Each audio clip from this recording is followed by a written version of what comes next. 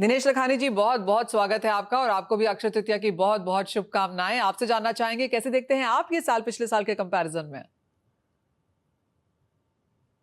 तो पूरे भारतवासियों को मेरा अक्षय तृतीया का प्रणाम, शुभेच्छा। मनीषा जी, जो ये सीएनबीसी आवाज के थ्रू मेरे को आज मौका मिला है, तो आप जो क्वेश्चन कर रही हो कि लास्ट ईयर के कंपेयर में ये साल कैसे गुजरेगा, अगर मैं बात करूं तो लास्ट ईयर के कंपेयर में ये ईयर पूरी जेम्स एंड ज्वेलरी और पूरी मतलब डायमंड इंडस्ट्री के लिए थोड़ा बहुत चैलेंज तो है। लेकिन हमेशा डायमंड इंडस्ट्री और पूरी इंडियन इंडस्ट्री ऐसे एज ए इंडियन सब एक प्राउड फील करना चाहिए कि जो हिसाब से हमारी इकोनॉमी जो जीडीपी ग्रोथ हो रही है, उसमें मेरे को इंडिया का फ्यूचर बहुत ब्राइट दिख रहा है। कोई भी सेगमेंट हो, इसके लिए लास्ट ईयर की कंपेयर में थोड़ा चैलेंजिंग है, लेकिन मैं ऐसा सोच रहा हूं कि भाई जो सेकेंड हाफ अपना आने वाला है वो पूरी इंडस्ट्री के लिए, जेम्स एंड ज्वेलरी सेक्टर के लिए बेटर होने वाला है। तो लास्ट ईयर का जो हम लोगों ने थोड़ा वॉल्यूम लूज किया था, वो मेरा पूरा होप है कि लास्ट हाफ में हम लोग कवर कर सकते हो। एक और चीज दिनेश जी, ऑफ कोर्स हम यहाँ पे लोगों से बात करते रहते हैं और काफी लोगों का ये मानना है कि बार्स एंड कॉइन्स की जो खरीदारी है वो थोड़ी कम है। स्पेशली अगर साउथ इंडिया का ट्रेंड देख लें, नॉर्थ इंडिया का देख लें, तो वो ज्वेलरी खरीदना ज्यादा पसंद यहाँ पर करते हैं। क्या वो ट्रेंड्स आप भी यहाँ पर नोटिस कर रहे हैं? यस मनीषा जी, लास्ट 1.5 महीना में जो 15 से 16% जो गोल्ड का प्राइस बढ़ गया है, तो कोई भी अचानक स्पाइक होने से थोड़ा कंज्यूमर को थोड़ा टाइम लगता है। लेकिन मेरे को ऐसा 100% कॉन्फिडेंस है, जो बार और गोल्ड जो बिक रहा है उसके सामने जो डायमंड ज्वेलरी या गोल्ड ज्वेलरी जो बिक रही है, वो सर्टन टाइम के लिए कोई भी कंज्यूमर को सेटल होने में थोड़ा टाइम लगता है। लेकिन वो टाइम होने के बाद फिर अगेन आप आज तक का पास्ट हिस्ट्री देखो, तो जब भी गोल्ड का प्राइस बढ़ा है तो सर्टन टाइम के लिए थोड़ा मूवमेंट स्लो हो जाता है। लेकिन अगेन आप बात करें तो ईयर टू ईयर गोल्ड का प्राइस बढ़ने से वॉल्यूम बढ़ता ही रहता है और कंज्यूमर का कॉन्फिडेंस बढ़ने से और बेहतर हो जाता है। तो मेरे हिसाब से इंडियन कंज्यूमर वेरी स्मार्ट, एक थोड़ा वेट एंड वॉच पे जाएंगे, फिर अगेन एक स्टेबिलिटी के बाद उसका कॉन्फिडेंस बढ़ने से और खरीदारी ज्यादा निकलेगी। टोटली लोगों को पिछले साल 60,000 महंगा लग रहा था, उसके पिछले साल 50,000 भी महंगा लग रहा था, तो 70 तो महंगा लगेगा ही। लेकिन बात अब 80 की होने लगी है अगले साल तक के लिए, तो फिर ये भाव भी आपको शायद आगे जाकर थोड़े से वीक लगेंगे। तो ये खरीदारी के अच्छे मौके हैं।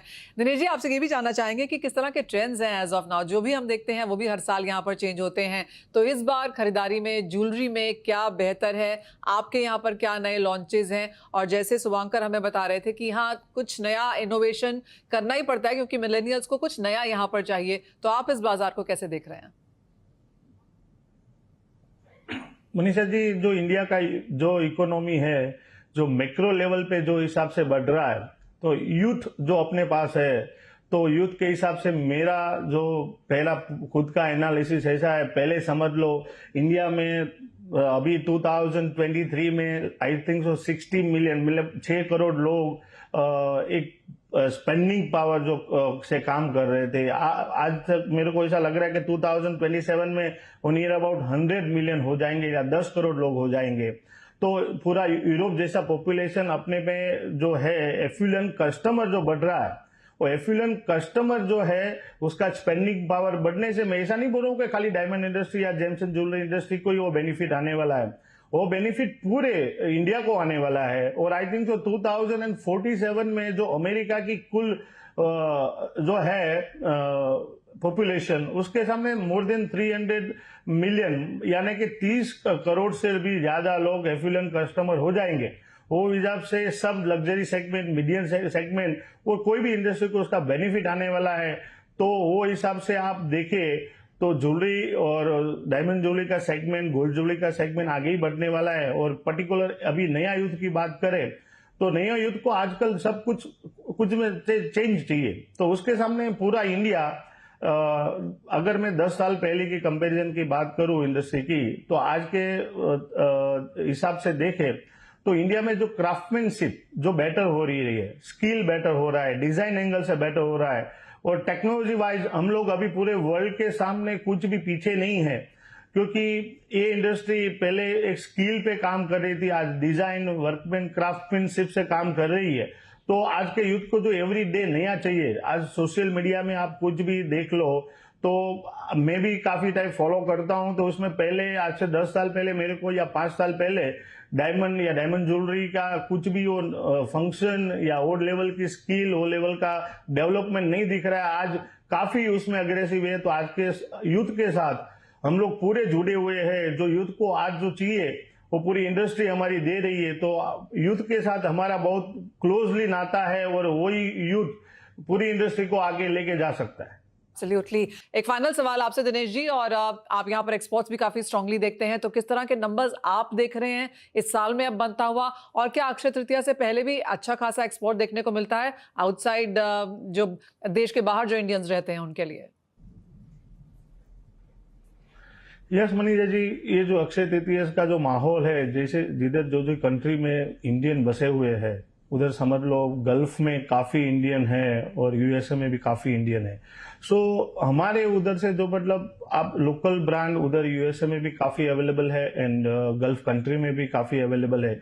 वही इंडियन का जो अपना ट्रेंड है, वही ट्रेंड के हिसाब से फाइनली जो गुड्स, ज्वेलरी और लूज जो जाता है, वो अक्षय तृतीया के पहले जो प्लान हो जाता है, वो प्लान से उधर भी इंडियन जिधर जिधर है, जिसका इंडियन का प्रेजेंस है, उधर वो सेल बेटर ही हो रहा है। तो अक्षय तृतीया का एक्सपोर्ट में भी बढ़ावा हो सकता है, नो डाउट। लेकिन जो इंडिया में जो हो सकता है वो एक्सपोर्ट लेवल में वो लेवल से नहीं हो सके। लेकिन मेरे को ऐसा पूरा उम्मीद है कि जो हम लोगों ने थोड़ा बहुत जो वॉल्यूम गवाया है वो लास्ट हाफ में हम लोग कवर कर सकते हैं, क्योंकि वर्ल्ड वाइड अभी इकोनॉमी और सेकेंड थिंग के जो सेटल हो रहा है सब कुछ, उसमें यूएसए और जो चाइना का थोड़ा इम्पैक्ट हमारे इंडस्ट्री में है वो हम लोग कवर कर सकते हैं। क्योंकि उधर चाइना की बात करें तो पहले से मुकाबले अभी चाइना भी बेटर परफॉर्म करने लगा है।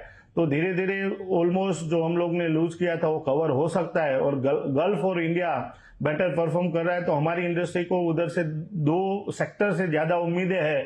और वो आई थिंक सो आपको भी मालूम होगा कि पहले डायमंड इंडस्ट्री में जो लोकल कंजप्शन 7% था इंडस्ट्री का, आज ऑलमोस्ट वो 12% पे आ चुका है। तो वो क्लियरली रुझान दिखा रहा है कि इंडियन कंज्यूमर को डायमंड और गोल्ड ज्वेलरी के ऊपर कॉन्फिडेंस बढ़ रहा है। और जो हिसाब से मैंने आगे भी दोहराया कि जो एफईएन जो कंज्यूमर है वो दिन पर दिन बढ़ने से इंडिया का जो स्पेंडिंग पावर है वो बढ़ते जाएगा। वो हिसाब से इंडिया में जो कंज्यूमिंग जो होने वाला है, आई थिंक सो मेरे को फ्यूचर में ऐसा लग रहा है कि विदिन 5 ईयर या विदिन 10 ईयर में more than 25% market diamond jewellery का लोकली हो जाएगा। तो एक्सपोर्ट के ऊपर इतना डिपेंडेंसी है, लेकिन वो एक एक्स्ट्रा सपोर्टिव अपने को मार्केट और नया इमर्जिंग मार्केट भी मिल सकता है। वो हिसाब से इंडस्ट्री का और फ्यूचर ब्राइट है। ऑल राइट, इंडस्ट्री का फ्यूचर ब्राइट है, वो हमने होता हुआ देखा भी है, जिस तरह के एक्सपेंशंस हैं, जिस तरह के आईपीओज आ रहे हैं। और एक पॉइंट आप दोनों ने काफी स्ट्रांगली कहा है, मैं उसको समराइज कर देती हूँ कि इस बार इवन एज सोने के भाव इतने ज्यादा बड़े हैं, हमने लोगों को सोना इन कैश करते हुए नहीं देखा, रिसाइकल करते हुए नहीं देखा, यानी कि लोगों की holding capacity and buying capacity strong है। और जैसे हमारे दोनों ही एक्सपर्ट्स ने कहा कि बाइंग अपॉर्चुनिटीज यहाँ पर बेहतरीन है, फिर चाहे वो इंडिया है, अब्रॉड है, नए लॉन्चेस हैं, इनोवेशंस हैं, सभी कुछ इंडिया यहाँ पर बेहतरीन कर रहा है। सुवांकर सेन, दिनेश लखानी जी, आप दोनों का बहुत शुक्रिया आज यहाँ पर बनने के लिए, एंड आप दोनों को ही अक्षय तृतीया की बहुत बहुत शुभकामनाएं।